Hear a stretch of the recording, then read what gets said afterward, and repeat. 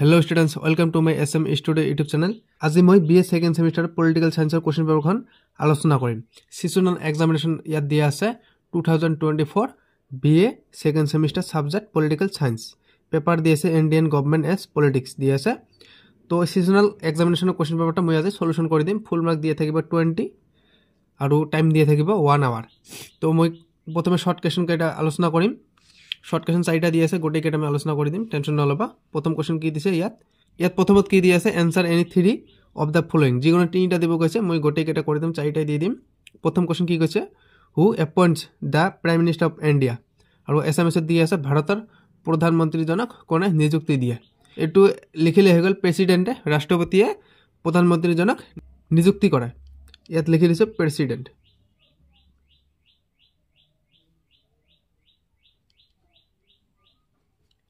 Okay, তাৰপিছত B number question কি দিয়া আছে, কোন চনত কেবিনেট মিছনক ভাৰতলৈ পঠিয়াইছিল।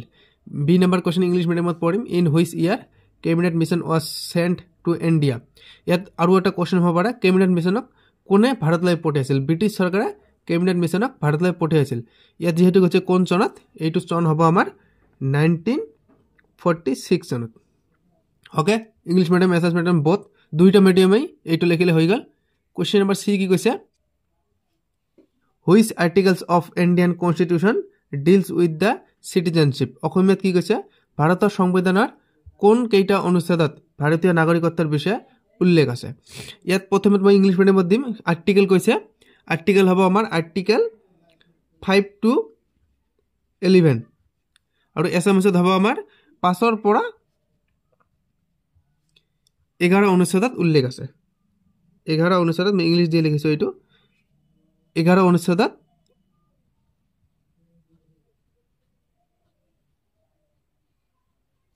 আৰু এছএমএছ মিডিয়ামত হৈছে 5 পৰা 11 অনুচ্ছেদত এইটো উল্লেখ আছে। Article number 5 to 11।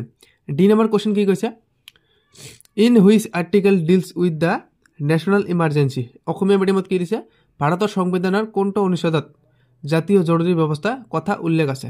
Most important question হয়। আৰ্টিকেল নাম্বাৰ হৈছে আমাৰ আৰ্টিকেল 352 আৰু অসমীয়াত হ'লে 352 অনুচ্ছেদত। 352 অনুচ্ছেদত লিখিলে হৈ গ'ল। তাৰপিছত 2 নম্বৰ কোয়েশ্চন কি দি আছে, 2 নম্বৰ কোয়েশ্চন দিছে আমাৰ answer any one of the following. ইয়াত দুইটা কৈছে, যিকোনো এটা লিখিলে হৈ গ'ল। মই দুইটাৰ উত্তৰ দি দিম, টেনশন নল'বা, ঠিক আছে। এই নম্বৰ কোয়েশ্চন কি কৈছে, mention to effects of national emergency. জাতীয় জৰুৰী অৱস্থাৰ দুটা ফলাফল উল্লেখ কৰা। ইয়াতে প্ৰথমতে ইংলিছ মিডিয়ামটো দিয়া হৈছে, কি দি আছে, mention to effects of national emergency. প্ৰথমটো দি আছে suspension of fundamental rights except article 20 and 21। তাৰপিছত 2 নম্বৰ কি দি আছে, চেণ্ট্ৰেল গভৰ্ণমেণ্ট গেইনছ মোৰ পাৱাৰ অভাৰ ষ্টেটছ। আৰু এছএমএছ মিডিয়ামটো হৈছে ৰাষ্ট্ৰীয় জৰুৰীকালত দুটা প্ৰভাৱ উলিওৱা বা ফলাফল উলিওৱা। ইয়াত দিয়া আছে প্ৰথমত মূলভূত অধিকাৰৰ ধাৰা দিয়া আছে 20 আৰু 21 স্থগিতকৰণ। আৰু 2 নম্বৰ দিয়া আছে কেন্দ্ৰীয় চৰকাৰে ৰাজ্যসমূহৰ ওপৰত অধিক ক্ষমতা লাভ কৰে। এইখিনিতে এটা ৰিকুৱেষ্ট কৰিছোঁ, কোনোবাই যদি চেনেলটোত প্ৰথমবাৰৰ বাবে হয় তেনেহ'লে ছাবস্ক্ৰাইব কৰিব, ভিডিঅ'টোত লাইক কৰিব আৰু কমেণ্ট কৰিবলৈ নাপাহৰিব। বি নম্বৰ কোয়েশ্চন কি দিছে, অৰ্ধ যুক্তৰাষ্ট্ৰীয়বাদ কি। মই এইটো ইংলিছ এছামিছ বোথ মিডিয়ামত দিম। What is quasi federalism. প্ৰথমে আমি ইংলিছ মিডিয়ামটো দেখিম। ইয়াত দিয়া আছে quasi federalism refers to a system where a country has both federal and unitary features. India is called a quasi federal state because although it has a federal structure, the central government has more power than the states. আৰু ইয়াত SMS মিডিয়ামটো দিয়া আছে অৰ্ধ যুক্তৰাষ্ট্ৰীয় ব্যৱস্থা কি। ইয়াতে অৰ্ধ যুক্তৰাষ্ট্ৰীয় ব্যৱস্থাৰ স্পেলিংটো ভুল আছে। অৰ্ধ যুক্তৰাষ্ট্ৰীয় ব্যৱস্থাৰ অৰ্থ হৈছে এনে ব্যৱস্থা য'ত কোনো দেশৰ দুয়োটা যুক্তৰাষ্ট্ৰীয় আৰু এককেন্দ্ৰিক বৈশিষ্ট্য থাকে। ভাৰতক অৰ্ধ যুক্তৰাষ্ট্ৰীয় ৰাজ্য বুলি কোৱা হয় কাৰণ ইয়াৰ যুক্তৰাষ্ট্ৰীয় গঠন থাকিলেও কেন্দ্ৰীয় চৰকাৰে ৰাজ্যসমূহত অধিক ক্ষমতা ৰাখে। তাৰপিছত 3 নম্বৰ কোয়েশ্চন কি কৈছে, ৰাইট এ শ্বৰ্ট নোট এনি ওৱান। ইয়াতে দুইটা দিছে, এ বি দিয়া আছে, মই দুইটাৰে এনসাৰ দি দিম, যিকোনো এটা লিখিলে হৈ গ'ল। কি কৈছে, 3 নম্বৰ কোয়েশ্চন কি কৈছে, নাগৰিকত্ব অৰ্জনৰ 5টা অৰ্হতা লিখা। প্ৰথমত মই ইংলিছ মিডিয়ামটো দিছোঁ, write 5 criteria to acquire Indian citizenship. প্ৰথমটো দি আছে চিটিজেনশ্বিপ বাই বাৰ্থ, দ্বিতীয়টো দি আছে চিটিজেনশ্বিপ বাই ডিচেণ্ট, তৃতীয়টো দি আছে চিটিজেনশ্বিপ বাই ৰেজিষ্ট্ৰেশ্যন, ইয়াৰ পিছত দি আছে সিটিজেনশিপ বাই নেশ্যনেলিজম আৰু একেবাৰে শেষৰটো দি আছে citizenship by incorporation of territory. আৰু এছামিজ মিডিয়ামত দি আছে ভাৰতীয় নাগৰিকত্ব লাভৰ 5টা চৰ্ত লিখা আছে ইয়াত।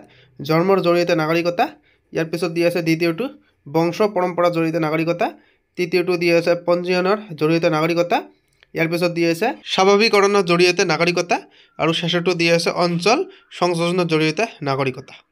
বি নম্বৰ কোৱেশ্চন কি দিছে constitute assembly and the formation of Indian constitution, সাংবিধানিক সভা আৰু সংবিধান প্ৰণয়নৰ ওপৰত এটি টকা লিখা। প্ৰথমে আমি ইংলিছ মিডিয়ামত পঢ়িম। এনচাৰ দি আছে the constitution assembly of India was responsible for drafting the Indian constitution. It was established under the cabinet mission plan of 1946 and consisted of representatives from various regions of British India and princely states. ইয়াৰ পিছত দি আছে formation of the Constitution Assembly, formation to দি আছে ইয়াত। number 1 দি আছে composition. Initially the assembly had 389 members but after partition the member was reduced to 299. 2 number দি আছে first meeting it convened on 9th December 1946 with Dr. Sasidananda Sinha as its temporary chairman. 3 number di ase Dr. Rajendra Prasad was elected as the permanent chairman, president of assembly. 4 number di ase drafting committee. The drafting committee chairman by Dr. B.R. Ambedkar was formed on 29th August 1947 to prepare the constitution. এটি আমি Assamese মিডিয়ামত পঢ়িম সংবিধান সভা আৰু ভাৰতীয় সংবিধানৰ গঠন। উত্তৰ দি আছে সংবিধান সভাই ভাৰতীয় সংবিধান খচৰা তৈয়াৰ কৰাৰ দায়িত্ব লৈছিল। 1946 চনৰ কেবিনেট মিছনৰ পৰিকল্পনা অনুসৰি এই সভা গঠিত হৈছিল। ইয়াত ব্ৰিটিছ ভাৰত আৰু দেশী ৰাজ্যসমূহৰ প্ৰতিনিধিসকল অন্তৰ্ভুক্ত আছিল। সংবিধান সভাৰ গঠন দিয়া আছে, এইটো পঢ়িম আমি এতিয়া। ইয়াত প্ৰথমে দি আছে সংগঠন। আৰম্ভতে এই সভাত 389 গৰাকী সদস্য আছিল, কিন্তু দেশ বিভাজনৰ পিছত এই সদস্য সংখ্যা হয় 299। দ্বিতীয়টো দি আছে প্ৰথম বৈঠক। 1946 চনৰ 9 ডিচেম্বৰত প্ৰথম বৈঠক অনুষ্ঠিত হয়। ডক্টৰ সচিদানন্দ সিনহা প্ৰথম সভাৰ অস্থায়ী সভাপতি আছিল। ইয়াৰ পিছত তৃতীয়টো দি আছে ৰাজেন্দ্ৰ প্ৰসাদ সংবিধান সভাৰ স্থায়ী সভাপতি চেয়াৰমেন হিচাপে নিযুক্তি হয়।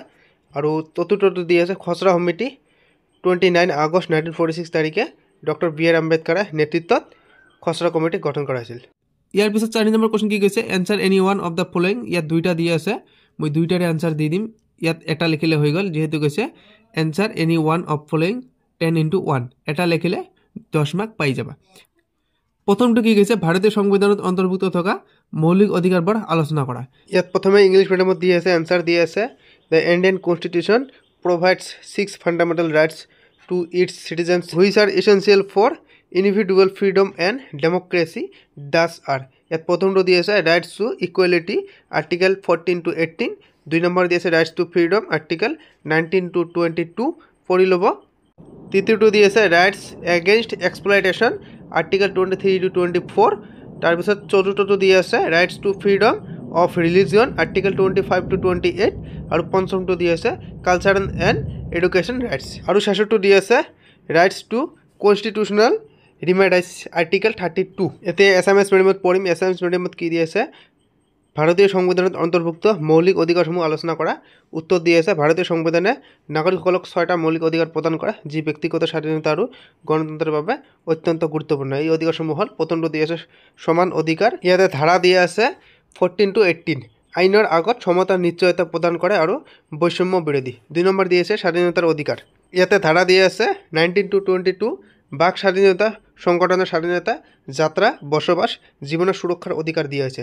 তৃতীয়টো দিয়েছে শোষণের বিরুদ্ধে অধিকার, ধারা দিয়েছে 23 to 24 দাসত্ব, জোরপূর্বক শ্রম। তারপিছত দিয়ে আছে শিশু শ্রম নিষিদ্ধ করা। তাৰপিছত চতুৰ্থটো দিয়ে আছে ধৰ্মীয় স্বাধীনতাৰ অধিকাৰ, ধাৰা দিয়ে আছে 25 to 28 যিকোনো ধৰ্ম পালন, প্ৰচাৰ আৰু প্ৰচাৰ কৰাৰ অধিকাৰ প্ৰদান কৰে। পঞ্চমটো দিয়ে আছে সাংস্কৃতিক আৰু শিক্ষাৰ অধিকাৰ, ধাৰা দিয়ে আছে 29 to 30 সংখ্যালঘু জনগোষ্ঠীৰ ভাষা। তাৰপিছত দিয়ে আছে সাংস্কৃতিক সংৰক্ষণ আৰু শিক্ষা অনুষ্ঠান স্থাপনৰ অধিকাৰ। নাম্বাৰ 6 দিয়ে আছে সাংবিধানিক প্ৰতিকাৰৰ অধিকাৰ, ধাৰা দিয়ে আছে 32। বাছ এইখিনি সুন্দৰকৈ লিখি দিলে ফুল মাৰ্ক পাই যাবা। বি নম্বৰ কোৱেশ্চন কি কৈছে discuss the basic characteristic of Indian constitution, ভাৰতীয় সংবিধানৰ প্ৰধান বৈশিষ্ট্যসমূহ আলোচনা কৰা।